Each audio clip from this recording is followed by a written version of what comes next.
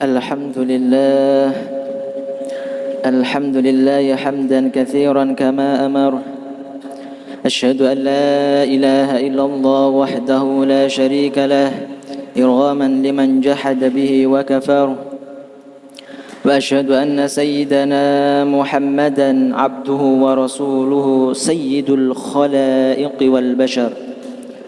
اللهم صل وسلم وبارك على سيدنا محمد وعلى آله وأصحابه والتابعين ومن تبعهم إلى يوم المحشر.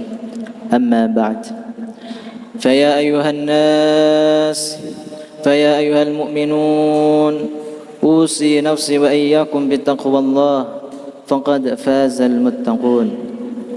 اتقوا الله اتقوا الله، كما قال الله تعالى في القرآن الكريم: أعوذ بالله من الشيطان الرجيم، بسم الله الرحمن الرحيم. يا أيها الذين آمنوا اتقوا الله حق تقاته ولا تموتن إلا وأنتم مسلمون. Hadirin sidang Jumat yang dirahmati oleh Allah Subhanahu wa taala. Marilah kita senantiasa selalu istiqamah untuk meningkatkan kualitas keimanan dan ketakwaan kita kepada Allah Subhanahu wa taala. Dengan cara apa? Dengan cara menjalankan segala sesuatu yang telah Allah perintahkan dan Rasul-Nya, serta membenci, menjauhi segala bentuk macam kemaksiatan yang telah Allah larang kepada hamba-Nya. Karena sesungguhnya syariat Islam, aturan-aturan yang berada di dalam agama adalah bentuk kecintaan, bentuk kasih sayang Allah, bentuk cinta dan kasih-Nya baginda Nabi besar Muhammad sallallahu alaihi wasallam. Aturan-aturan yang ada itu adalah bukti cinta. Karena apa? Karena di setiap hal pasti ada halal, pasti ada haram di dalamnya. Apa itu haram? Mungkin kita beranggapan bahwa haram adalah sesuatu yang dilarang, kita harus menjauhinya, seakan-akan kita dikekang dan dipenjara. Padahal sejatinya kata haram tersebut berasal dari kata bahasa Arab yang mana memiliki akar kata haruma yahrumu hurman atau hurmatan, yang mana apa? Kata haram di sini memiliki makna mulia. Kita tentu tahu Masjidil Haram bukan masjid yang terlarang. Masjidil Haram adalah masjid yang mulia, masjid yang penuh kehormatan di dalamnya. Oleh karenanya Allah memberikan alasan, aturan di dalam agama adalah untuk memberikan kemuliaan dan kehormatan kepada hamba-Nya. Adanya aturan halal dan haram, kita harus mentaatinya. Karena apa? Agar kita semua sebagai hamba dan umat Rasul tidak terjerumus ke dalam perilaku yang hina dan dina. Hadirin sidang Jumat yang dirahmati oleh Allah Subhanahu wa taala. Sekali lagi, adanya aturan ibadah perintah dari Allah itu adalah bukti cinta dari Allah Subhanahu wa taala kepada hamba-Nya. Sehingga Al-Qur'anul Karim, Al-Qur'an 30 juz, 114 surat, 6.236 ayat. Jikalau kita melihat, maka substansinya, intisarinya terdapat di dalam suratul Fatihah. Suratul Fatihah kita melihat substansinya, intisarinya, maka terdapat dalam satu ayat, yaitu basmalah, bismillahirrahmanirrahim. Jikalau kita melihat lagi intisari daripada ayat tersebut, maka terdapat di dalam kata Ar-Rahman dan Ar-Rahim. Jikalau kita melihat lagi intisari daripada kata tersebut, maka muncul satu kata, yaitu Rahima. Apa itu Rahima? Rahima memiliki arti makna yang cukup dalam, yaitu cinta dan kasih sayang. Yang mana cinta dan kasih sayang ini lebih dalam, lebih besar daripada cinta seorang ibu kepada anaknya, cintanya seorang kekasih kepada pasangannya. Oleh karenanya Allah memiliki aturan, memiliki takdir ketentuan. Itu adalah bukti cinta Allah kepada hambanya. Dan bukti seorang hamba jikalau berdekat, mendekati Allah, mendekati Al-Quran, mendekati sunnatullah, sunnat nabinya, hadis nabinya, maka tentu timbul di dalam hatinya rasa cinta dan kasih sayang di dalam hati dan dadanya. Maka timbul bersemayam di dalam hatinya persaudaraan, cinta kasih terhadap sesama. Tidak mungkin seorang dekat dengan Allah, dekat dengan Al-Quran, timbul adu domba, timbul pecah belah di antara kita. Tidak mungkin, mustahil. Orang yang cinta Allah, dekat dengan Allah dan Rasulnya, di dalam hatinya, di dalam terdapat kebencian, terdapat kedengkian. Oleh karenanya semakin dekat seorang hamba kepada Allah, semakin dekat seorang hamba kepada Al-Quran, maka cinta dan kasih sayang bersemayam di dalam hati dan dadanya. Hadirin sidang Jumat dirahmati oleh Allah Subhanahu wa taala. Sungguh cintanya Allah kepada kita memiliki feedback, memiliki balas budi, yakni kita menunjukkan ibadah kita, ketaatan kita kepada Allah Subhanahu wa taala. Segala sesuatu, amal perbuatan, aktivitas, jikalau mendekatkan diri kepada Allah, maka itu bernilai akhirat. Sebaliknya, segala bentuk aktivitas, kepunyaan, materi, finansial semuanya, jikalau itu menjauhkan diri kepada Allah, maka itu bernilai dunia, bernilai hina di sisi Allah.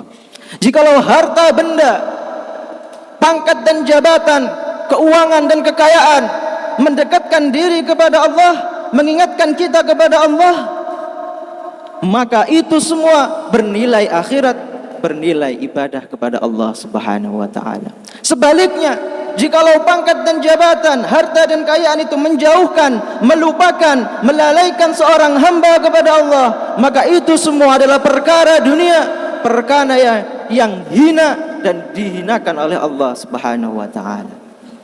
Maka perlu kita ketahui, perlu kita fahami bahwasanya dunia seisinya dibanding akhirat, dibanding dengan bertemunya Allah di akhirat nanti, tidak ada apa-apanya.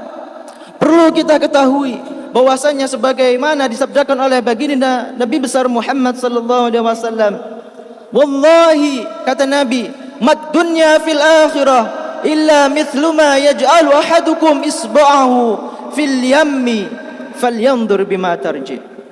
Demi Allah, kata Nabi, sabda Nabi, dunia, perbandingan dunia dan akhirat, jikalau dibandingkan adalah jikalau kalian semua mencelupkan jarimu, jari telunjukmu ke dalam lautan samudra, falyanzur bima tarji, maka angkatlah telunjuk itu, maka yang menempel di telunjuk itu adalah ungkapan daripada dunia, sedangkan lautan samudra adalah akhiratmu. Makalah jangan sampai kita tertipu. Apa yang kita punya, apa yang kita lakukan setiap harinya, maka kita usahakan semuanya bernilai ibadah, bernilai akhirat, yang mana semuanya itu kita tujukan untuk mendekatkan diri kepada Allah Subhanahu wa taala. Diperkuat lagi oleh hadis Nabi, al-kayyisu man dana nafsahu wa amila lima ba'dal maut. Siapakah orang cerdas, siapakah orang pintar Kata Nabi, orang cerdas, orang pintar bukan dia yang memiliki gelar yang banyak, gelar yang panjang. Siapakah orang cerdas, orang pintar itu? Kata Nabi, al-kayyisu man dana nafsa wa amila lima ba'dal maut. Orang yang cerdas, orang yang pintar adalah orang yang muhasabah diri dan banyak mempersiapkan untuk kehidupan setelah kematian, yakni kehidupan akhirat. Orang yang pintar adalah orang yang paling memperbanyak sangunya, memperbanyak bekalnya untuk kehidupan akhirat, untuk kehidupan yang sejati, yakni kehidupan setelah kematian. Hadirin sidang Jumat yang dirahmati oleh Allah Subhanahu wa taala, sungguh kita tidak memiliki kekuatan, daya dan upaya di dalam ibadah, di dalam ketakwaan, di dalam keimanan, kecuali itu semua dapat pertolongan dan rahmat dari Allah Subhanahu wa taala. Semoga kita semua ditakdir oleh Allah menjadi orang yang muttaqin, orang yang mukminin, orang yang salimin, yang selamat di dunia dan akhirat, dan kita distempel, dicap oleh Allah Subhanahu wa taala sebagai hamba yang ahli surga, yang ahli husnul khatimah. Amin amin ya rabbal alamin. A'udzu billahi minasyaitonir rajim. Bismillahirrahmanirrahim. Wal 'asri innal insana lafi khusrin illa alladhina amanu wa 'amilus solihati wa tawassaw bil haqqi wa tawassaw bis sabr. Barakallahu li wa lakum fil Qur'anil 'azim wa nafa'ani wa iyyakum bima fihi minal ayati wa dzikril hakim wa taqabbala minni wa minkum tilawatahu innahu huwas samiul 'alim wastaghfiruhu innahu huwal ghafurur rahim.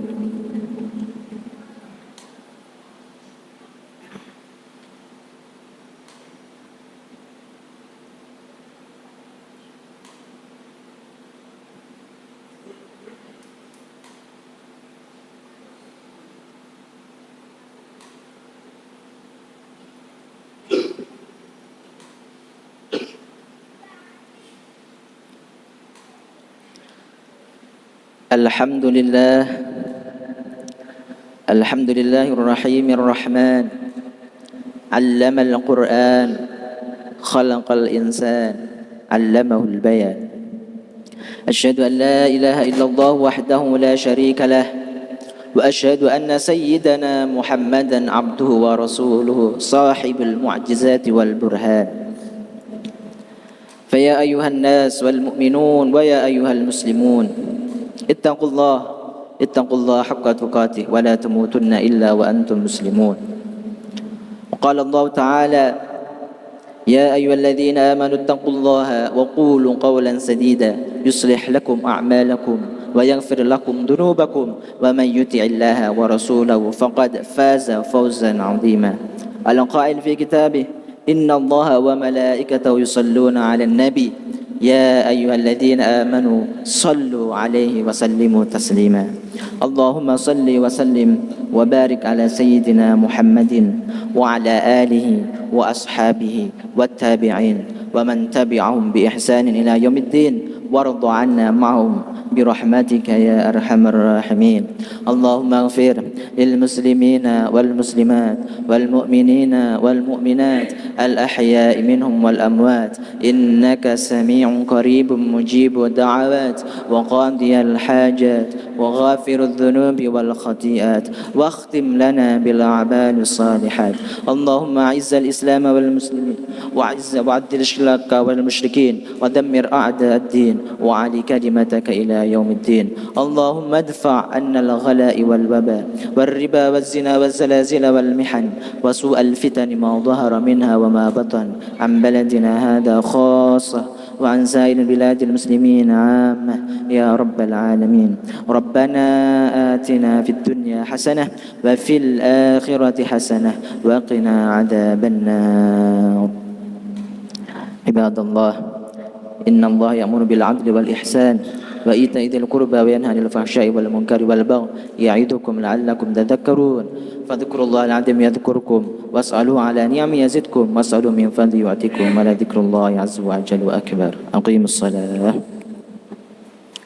الله أكبر.